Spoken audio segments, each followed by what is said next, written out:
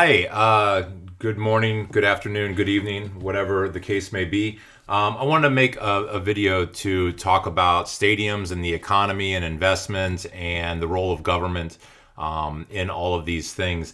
And I want to base it on the fact or on information that I've gleaned from reading three books recently on the subject. I read this Cleveland Sports Facilities by Ken Silliman. I read Octopus Hunting by Richie Piperinen, and I read Power, Who Governs by Raldo Bartamol. And I want to go through each of these because there's a lot of information here that I think can help us think through this process. And sorry, I don't do editing. I'll turn a light on. The first I'm going to start with is Cleveland Sports Facilities, the Silliman book. There's a couple of takeaways in here that I think everybody should be aware of, even if you don't want to read this 500-page behemoth. One is that all stadium deals are done between the executive branch and the team owner. So Mayor White and Art Modell, or and when the county was striking the deal, the county commissioners with the sports owners, team owners, they always cut the deal behind closed doors because it's really hard to negotiate deals in public. As a matter of fact, it's impossible. Like, nobody does it. They always cut the deal behind closed doors. And when they think that they've got something that's going to work, they then clue in the public and sell that to the media and the public. And then the third step is they go to the legislative branch seeking approval for that proposal. At which point it can be altered, it can be scuttled, it can be approved. Those are the three options. You can approve as is, you can alter, or you can reject. Which sets me up in a weird spot because I know that there's obviously people talking about this stuff, but I'm not fully clued to every aspect of the conversation. I do know something is coming council's way because the Browns lease expires in 2028. And the stadium's 30-some years old. We got to figure out what we're going to do, right? But I won't be privy to those conversations until the deal is actually put on paper and brought to me. People ask me what I think about the deal, and I'm like, what deal? Nobody's brought me a deal yet. I have no clue what the deal is or what the proposal is. So that was one thing that Silliman sort of laid bare because the guy worked on stadium deals like his whole life. I mean, like decades of work went into it. He was part of, the Jake, the Q, this Brown Stadium, all those negotiations. And there's a lot of good information in here. The other really big takeaway from the Silliman book that I'd like people to keep in mind is that there's like 150 professional sports teams in North America. Now, that includes soccer and hockey. So if we don't count those, there's 90 big three: baseball, basketball, football. Those 90 teams are in however many cities, but only 16 cities have all three. It might have been 18, but I think it was 16, have all three: baseball, football, basketball. And of those 16 cities, Cleveland is, hands down, by a long shot, the smallest market competing with all three. And the reason you're going to say, hey, Chris, wait, there's Minneapolis, Minnesota. There is Denver, Colorado. Denver's probably bigger than us. But the difference between us and those cities is that those cities are often the only city in the state. If you look at Minneapolis, yes, they've got the Twins, the Vikings, and they've got the Timberwolves. But they're also the only city in Minnesota, right? The whole state can put their economic development eggs in the basket of Minneapolis. And they can put their revenue and their investment, and they don't have to look anywhere else. There's no other city competing. And this is really the case for Detroit. This is the case for Denver. This is the case for Atlanta. This is almost the case for New York City because they share with New Jersey, which is a different state. But the only other professional sports team in all of New York State is the Buffalo Bills, and they're the only professional sports team in Buffalo of the big ones. So Cleveland is in this weird spot of having all three major franchises. And of course we have them because there was a time not long ago in our parents' lives when Cleveland was like the sixth largest media market in America. Certainly top 10. And we have fallen from that lofty height. But we still swing above our weight because we traditionally, and we've inherited this sense of civic, sense of place around our teams. And I don't need to point to the 90s and how people reacted when we almost lost one, or did for a little while. But it's worth noting that in Ohio, Cleveland has 3, Cincinnati has the Reds and the Bengals, and then Columbus has the Blue Jackets and the Crew. So we've got seven professional sports teams in Ohio. We cannot go to the state legislature with the same unity of purpose that Minneapolis can go to the Minnesota state legislature, demanding that the state, do everything they can to help this economic development package. Because the governor of Ohio has to think about Cincinnati and Columbus. And then you've got the Mud Hens in Toledo. You've got the Akron Canton. Are they still the Indians? Well, I don't know what they are. The minor league team for the Guardians is still in Akron Canton. And there are other, professional sports. But my point is, we are in this unenviable spot of having all 3, not having the robust economies that most cities that support all 3 have, and having a rabid sports fandom that loves all 3. There are, massive fans of all 3 of our sports. But it puts us in a predicament because we are also the same size geographical as we were in the 1950s when we sort of got all these teams. I know the Cavs came along in the 70s, but they played in downtown Cleveland for a minute. I forgot. The Cavaliers played for a few glorious years on Euclid Avenue, I believe. But as we've lost population, as we've shedded revenue, as we've lost money by a substantial amount of money has gone to the suburbs, which is going to come up in the Paparin book. So we are trying to figure out how to balance these 3 things while having a dwindling economy. And this is why a lot of critics say we shouldn't. We should not try to support all 3 teams. And frankly, if you were to objectively look at Cleveland's math right now and say, should this city have 3 major league franchises? I don't think anybody would say yes. We are, it is beyond our capacity if we were to start from 0 to put 3 franchises in Cleveland. So let's talk about Paparin's book, Octopus Hunting. Now, there's a big caveat in this book that this book is about the plight of Cleveland historically, but it's also about his personal struggle. He's going through a terminal diagnosis, so that this is a pretty heavy book. I do recommend you read it, but it kind of goes back and forth between the city and his personal journey, and there's some heavy stuff in here, and it's well worth your read. Of these 3 books, this is the one that you should absolutely read. It's called Octopus Hunting. But Richie is an incredible researcher and has done a lot of great work. And I also read his paper, Disrupting Innovation. And there's a few things in here that I think everybody should understand as well. One is that deurbanization was a federal policy. The federal government in the 50s and the 60s was trying to figure out how to make cities smaller. Part of this was the highway infrastructure, making it possible to build suburbs because people could easily get in and out of the city. Part of this was simply subsidizing industrial development outside of cities. So I grew up in Canton, and all my grandparents lived in Navarre. Navarre is a town of like 3,200 people between Canton and Massillon to the south. And on the way to Navarre, there's a steel mill, and they built this thing in the 80s. And I could never, as a child, figure out why the country, was building a steel mill in the middle of a cornfield. It seemed like a terrible place. It just didn't make sense. The actual city of Canton was not too far away, and they had a couple steel mills and an oil refinery, and there was like people there, and it made sense to build it there, but they built this steel mill in a cornfield. And Richie explained it to me. It's because the federal government was concerned about nuclear strikes going back to the Red Scare and communism and nuclear war. What if all of our industrial areas were Cleveland, Detroit, Pittsburgh, what used to be the industrial belt, and a couple well-placed nukes could take out all of our industrial capacity. So the federal government decided to actually spread these out.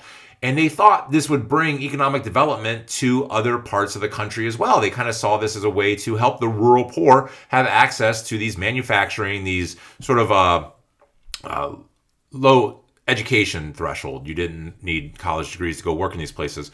And this was an absolute intentional effort by the federal government to spread the concentrated wealth of cities outward. It's had a terrible side effect. The side effect has been atrocious. And deindustrialization and suburbanization have directly led to most of the economic plights that Cleveland deals with now. We can go back and look at the population numbers for the first and second ring suburbs in Cuyahoga, and you see them explode after World War II. In the 60s and 70s and 80s, that's when all of these folks are leaving Cleveland. They're heading out to these suburbs, and that leaves Cleveland as a municipality in a really tough spot. I'm doing a lot of research on this because of the Roldo pamphlet that's coming up next, but we not only hemorrhaged people, but we hemorrhaged the upper echelons of income earners. The top wage earners left first. Or not first, actually. That was an interesting part to me. But they have since largely left, leaving Cleveland a city that struggles with poverty. Dense, thick, concentrated poverty, which creates a whole new problem that is, a new result of the American experiment. I'll sum it up that way. But one of the things that Perrin talks about is that cities have birth and death cycles, much like people. And Cleveland went through a large birth growth cycle and went through a correspondingly large dramatic death cycle. And the question is, how do we get from managing the decline of the death cycle back into managing the growth of a birth cycle and get the region to start growing again? But I think about this is, how do we do this as a city? How do we do this as Cleveland? And I've been, this is the reason I wanted to be on council, to be part of this conversation, and how do we grow Cleveland? But deurbanization, suburban growth was intentional, and we have to figure out how to get on the early phase of the next growth cycle. Which brings me to Roldo. So this isn't a book, it's a pamphlet, but it's well worth a read. It won't take that long if you want to pick it up. I don't know where to get this. This is available. By the way, Richie's book is in every bookstore, and I think Silliman's book is in every bookstore. Who made this? Well, okay, clevelandmemory.org/Roldo. Or you can email him. I won't throw his email out there. You can probably find it. Okay, anyway. So this got me thinking a lot about turnout numbers, because he talks about the Stokes election and what a massive turnout that was. And I went back, and I'm going to have another video on this because this was fascinating, and I really dived headfirst into it. When Stokes ran for office, something only like 30% of Cleveland was registered to vote. In the most recent election, 2021, 66% of Cleveland was registered to vote. This will wildly change your turnout percentages. Or you can go off the population of the city, but the population of the city is also I'll get into it later. My point of this, Roldo's main criticism is that subsidies for development directly benefits the rich while harming the citizens of Cleveland. And I have a lot of questions about this. He puts a lot of details, and there's a lot of statistical information in here, and it's very valuable, and it's a contribution. But there is no even sense of the question, what if none of that happened? What would Cleveland look like if Gateway didn't happen? If the Cavs were still down in Richfield? What would it look like if we had just given up on the Browns and they weren't here? What would it look like if we hadn't done, and I say we, I mean the objective we. There is no one person in charge of the city.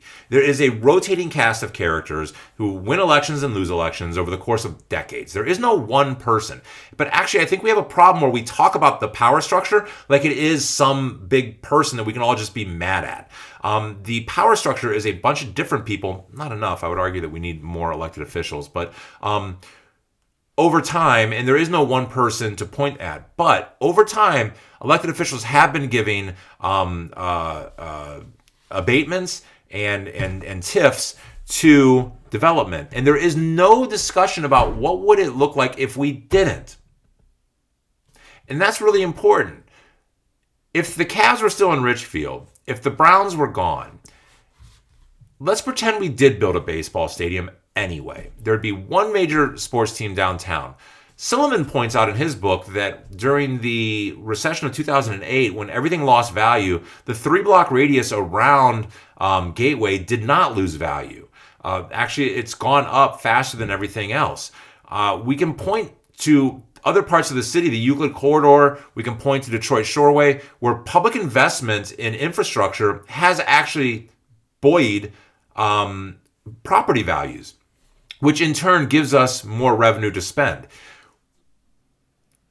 which ostensibly should lead to a healthier economy. There's also not any mention in this about the government's central role in investing in the local economy. It's not unique for Cleveland to give tax abatements for big development projects. Every city in America does this. There are very few cities that can sit back and say, we have no role in any of this. Everybody develop on your own dime. And those cities really that do get away with that are New York and LA. Also, the only cities that have built privately funded stadiums, the 2 largest media markets on earth. We don't have that luxury. Neither does any other city our size, where you will find the same types of behavior. Because one thing that people need to understand that's very, very true, when we talk about subsidizing a house developer, a house builder in Ohio City, we are trying to get them to put their new house in Ohio City and not Westlake. Okay, we are not competing against that developer building something in Huff or Central. We're competing between, can you build it in Ohio City? Otherwise, you're going to go to Westlake. We don't have the luxury of telling the builders where to build. It's a free country. They can take their skills and their resources anywhere they want. And it's cheaper and easier to build in the suburbs. It always will be. And America's not running out of land. At least Northeast Ohio's not. Beyond Medina, there's another county with nothing in it. And as soon as people decide that they're going to start moving there, we can start building that one up. We have to try to incentivize those developers to build in the urban areas. And I'll finish this with why that's so important. The other thing is that when we build something in Cleveland, like the Sherwin-Williams headquarters downtown, that building costs as much to build in Cleveland as it would cost to build in Chicago. There is no cost difference between putting the Sherwin-Williams headquarters in Cleveland or putting it in Chicago in terms of building the actual building. So when we look at major projects like that, we have to understand our role in the national and global economy and pretty much the international economy these days. So I want to know if anybody could tell me how Cleveland would have benefited without these developments. What would it look like if all of Euclid Avenue was still a decrepit, falling down, collapsing structure? What would it look like if we had not invested in the theater district? What would it look like if we had not invested in the warehouse district? What would it look like in Cleveland if we had not made these investments and all these buildings were laid to waste? If you think that a magical rich person is going to would have come through and just developed anyway, I think you're living in a fantasy world. I have not seen any evidence of that actually happening anywhere in this country. And if it did, please point it out to me. I'm always willing to take in new information. I am not married to my opinions. They're based on what we know about the world and the facts that we have available to us. And if there are facts that can contradict this, I would like to know what they are. It doesn't change the question about whether or not stadium investment is a good investment for our return for economic development. That is still a debatable issue. I'm not really sure where we stand on the football stadium in terms of is it worth the investment. I would say in retrospect, the Brown Stadium has cost us, well, it first came in at $350 million, and I think there's been additional money spent on it over the years, but probably around $500 million, $500 million. And we've gotten 30 some years out of it. When did it open? 98. So we've gotten 26 years, and it's definitely going to 28. So we'll get 30 years out of it. And has it been good for the economy? Is downtown Cleveland better off having 8 or 9 times a year where 60,000 people show up? I talked to a bar owner downtown on a Thursday night. The place was absolutely dead. There was no one in his bar, not a single person in the Warehouse District bar. And I was there because I missed the wrong night for a toy giveaway. So I was sitting there and I had nothing else to do. So I talked to him for a while. I asked him, what would your economic forecast be if the Browns left Cleveland? He said, we'd be done. We'd shut down. There's no way we could function. Those 8 or 9 days a year make us whole. That's what pays our bills. And without the Browns, we're just done. We're shutting. There's no reason to be here. And I suspect a lot of other places would have that exact same response. It is bizarre to me that people want to claim that Cleveland should let go of its economic assets while still insisting that Cleveland should figure out a way to be the economic engine of the region. You can't be a suburb of nowhere. You can't have Lakewood, Cleveland Heights, Shaker Heights, Parma without Cleveland. They are suburbs of Cleveland. And if we don't have economic growth and development in Cleveland, there is no reason for them to be there. We can't move everything in Cleveland to another suburb and just say we're going to restart Cleveland in Brook Park and rebuild Brook Park because there's an airport and we're going to put a dome there and that's going to rebuild Brook Park, which will become the new economic engine of Northeast Ohio. That cannot work. That will not work, and it's never worked anywhere. And as a matter of fact, the only places where they've located large economic development interests outside of cities is just drawn away from that city's economic development and economic potential.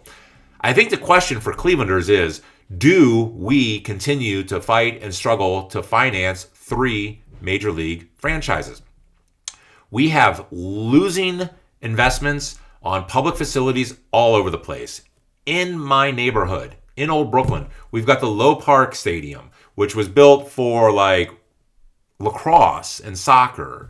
It's a really nice facility, and we use it as much as we can, but we make no money on it. It is a money loss. Maintaining it is a money loss, and we make no money off of it. It's simply here for civic enjoyment. We've also got Brookside Reservation, which got a bunch of investment from the Guardians, who did a really nice job building up this stadium. It's an absolute beauty. I go catch a game there sometimes. It's wonderful, but we lose money on it. It doesn't make us money. Just like rec centers don't make us money. We have investment in facilities that we lose money over hand over fist, and we're okay with that because it's for the public good. Well, we also build stadiums that are big enough for professional sports teams. So the Gateway is a partnership between the county and the city. Very cool. The Brown Stadium is completely owned by the city. Different scenario. But we build these things because people enjoy them and because people have a good time. And frankly, there is economic blowback, right? The Browns employ people who make a lot of money and they pay income tax to the city of Cleveland. The Cavs are going to move their practice facility into downtown Cleveland as a result of the TIF legislation. Hopefully this all works out, which will actually help the Cleveland economy. And we know that all those things are true. So I'm going to leave comments open, but here's what I want you to do. If you have an opinion on this subject, put what ward you live in, because I appreciate your input if you don't live in Cleveland, but I represent Clevelanders, and I want to know what Clevelanders think about this subject. I hear from people all the time that don't live in the city because they're experts in the field or whatever. I want to know what Clevelanders think about this. Do we fight to keep the Browns in downtown Cleveland? Is there a threshold at which the investment is not worth the return, or do we just let them go and say we don't care? If you're going to leave a comment, put your ward number first. So W13 is Ward 13. Let me know what ward you're in and let me know what your thoughts are. But I would encourage you all to go check out these books. And they're all very good, all local authors, all worth your time. And I hope that this video has been somewhat helpful. All right, thanks.